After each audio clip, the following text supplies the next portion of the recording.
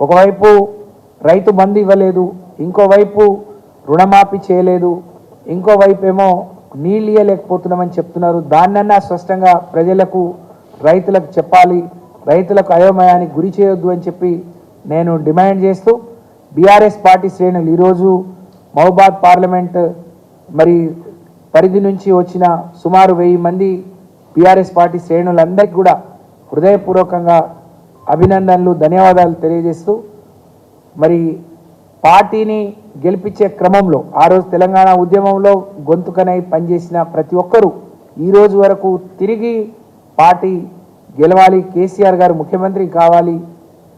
ఆ రోజు 1989లో ఓడిపోయిన తర్వాత ఎన్టీ రామారావు గారికి ఏ రకంగా ప్రజలు బ్రహ్మరథం పట్టినో, తెలంగాణ ఉద్యమం అయిన తర్వాత కేసీఆర్ గారికి ఏ విధంగా బ్రహ్మరథం పట్టినో ఆ రెట్టింపు ఉత్సాహంతో రాబోయే రోజుల్లో బీఆర్ఎస్ పార్టీ శ్రేణులు ఈరోజు కాంగ్రెస్ పార్టీ గ్రామ పంచాయతీ ఎన్నికలు పెట్టడానికి కూడా భయపడ్డది.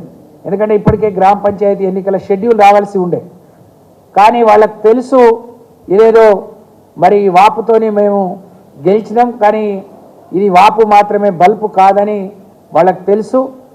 ఎన్నికలు అయిపోతే దేనికి దానికి రాజకీయ పార్టీలు విడిపోతాయి. గ్రామ ప్రాంతంలో మా పార్లమెంట్ ఎన్నికల ఓటమికి ఇది పునాది అవుతుంది కాబట్టి దీనికి పెట్టుకోవద్దు, ముట్టుకోవద్దు అని చెప్పి భయపడి ఎన్నికలు నిర్వహించలేదని మేము భావిస్తున్నాం.